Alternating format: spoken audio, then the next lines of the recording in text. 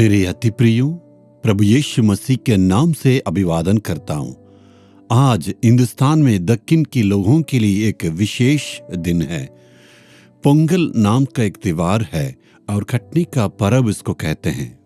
अपने खेत की कटनी को उसको पूरा इकट्ठा करके एक दिन में पर्व के रूप में अपने अपने विश्वास, अपनी आशा के अनुसार अपने भगवान को वे लोग पूजा करते हैं, यानी कटनी को रख के अपने प्रभु को वो मानते हैं। क्या ईसाई या मसीह लोगों के लिए इस प्रकार के पर्व के बारे में क्या परमेश्वर ने कहा? जी हाँ, पुराना नियम में परमेश्वर ने जरूर उन्होंने कहा, अपनी कटनी को ला के परमेश्वर को वेदी के पास आके उसको मनाना। और दक्षिण के कलीसिया में इस प्रकार के पर्व को लोग मनाते हैं ना, और पूरे विश्व भर में भी इसको मनाते हैं। परमेश्वर अपने वचन से क्या कहते हैं? यशायाह 30 अध्याय के 23वें वचन में हम ध्यान देंगे। और वह तुम्हारे लिए जल बरसाएगा कि तुम खेत में बीज बो सको, और भूमि की उपज भी उत्तम और बहुतायत से होगी। परमेश्वर सही वक्त में पानी देगा और उपज को प्रभु बहुतायत से परमेश्वर आशीष के रूप में प्रभु देने के लिए वादा किया। मनुष्य के लिए सबसे पहले आशीष दी है। जब परमेश्वर आदम और हव्वा को बनाए, उन्होंने उनके लिए क्या काम दिया? उस खेत को, उस बहान को सही ढंग से रखने के लिए प्रभु ने उनको वादा किया। मनुष्य तकनीकी तरफ से ज्यादा तो आगे बढ़ गया, लेकिन खाने के लिए सबसे पहले उनके पास परमेश्वर खेती में ही आशीष को दी है।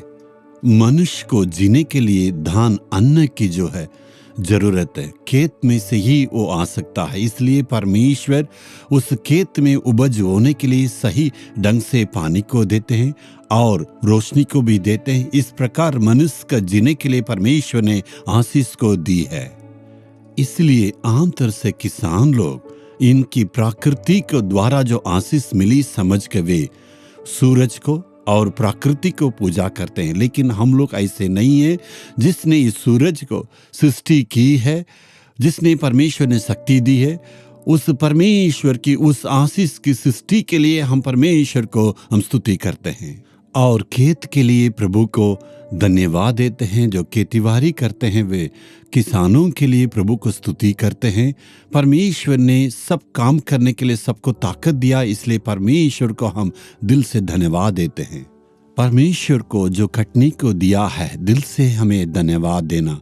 बहुत ही देशों में कटनी सही ढंग से नहीं हो रही है, अकाल हो रही है। हम सब बहुत ही देशों के बारे में सुन रहे हैं, लेकिन जो प्रभु ने मेरे लिए आशीष दी है, इसलिए दिल से प्रभु को धन्यवाद दें। हमारे लिए भी इस प्रकार का खेत है, उसमें भी बहुत ही बीज को बोते हैं और प्रभु ने आशीष दी है, इसलिए प्रभु को हम धन्यवाद देते हैं। यदि आपके पास खेत है, किसान है, तो आप भी परमेश्वर को पूरे दिल से धन्यवाद दें। यदि आपके पास खेत है, सिंचाई के लिए पानी की सुविधा है, ये सभी बातों को परमेश्वर आशीष देने के लिए आज हम पूरे दिल की गहराई से परमेश्वर से हम विनती करने वाले। क्या हम प्रार्थना करें?